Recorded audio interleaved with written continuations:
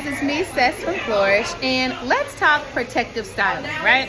For one, I know the word protective styling can sometimes be triggering for people because they're like, what exactly is a protective style? Now, when we speak about protective styling, we mean we're protecting your hair from being manipulated, right? And low key, you can have a protective style as really any style as long as it's protecting your hair from being manipulated. In this case, we're gonna talk two-strand twists. At Flourish, we do tons of two strands because for one, it gives you versatility. Not only can we put a good moisture balance into the hair and protein balance, we can put the hair in a state that's gonna allow us to pull it back. You can wear it in a ponytail. I mean, it's just super versatile, especially if your hair is in a healthy condition to get two strands.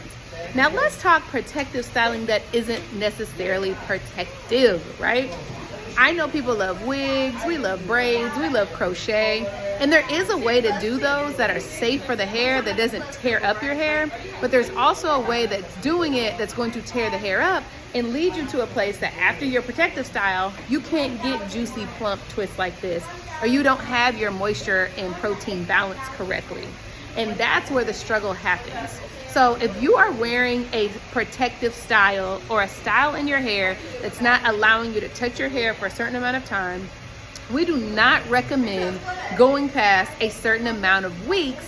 And that number of weeks, we're gonna put a little line right here and leave the number blank, simply because everybody's hair and scalp is different.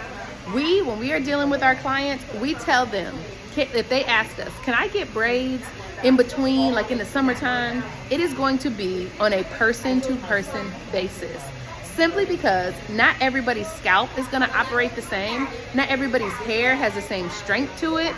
And based on that will give us the number of weeks allowed, right? And your lifestyle. So for instance, our client here, she has a wonderful protein and moisture balance. She has the same texture from root to end. Her protein levels are really well. That's why her hair can be stretched and spring back. Her moisture levels are on point. She doesn't have breakage after touching the hair. If she were to come and say, hey, I want to get braids for the summer, I would absolutely tell her, there's no problem. You can have braids in your hair, just do not keep them in any longer than 6 weeks. But in between time, especially because it's summertime, make sure you are cleansing your scalp. Cleansing your scalp looks like putting shampoo in a nozzle bottle and still putting shampoo on your scalp, holding your braids away, scrubbing that scalp with a soft bristle toothbrush, and rinsing. The scalp still needs to be clean. And then with the hair and the braids, it's okay to rinse that hair. It's okay to spray a little bit of leave-in mixed with some Flourish and squeeze it in where your hair is, just so you can maintain flexibility in your hair. Because if you don't, that's where most people go wrong with braids.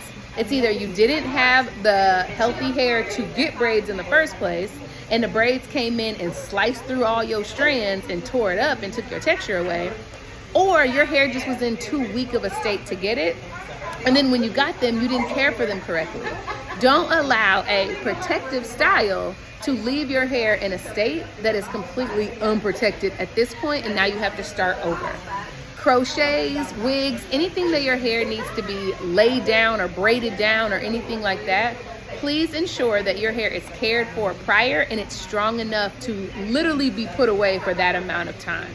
And look at your scalp health. If you already struggle with an overactive scalp, we don't recommend you going any longer than 14 days without scrubbing that scalp. So if you're doing a protective style and you're not able to get to your scalp and you know you need to, it's not gonna be good for you. If you already have hair that's popping off when you are running your fingers through it, that you don't have elasticity, protective styles at this point are not good for you.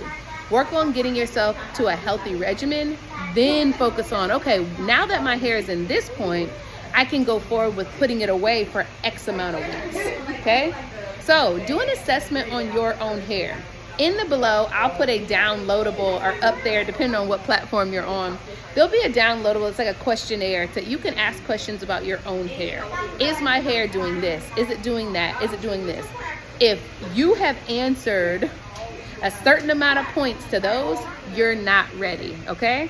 And then you can decide what you need to do to get ready if it's something you still want to do after the fact. because everybody wants to make sure that moisture and protein balance is on point so it doesn't send you somewhere different afterwards.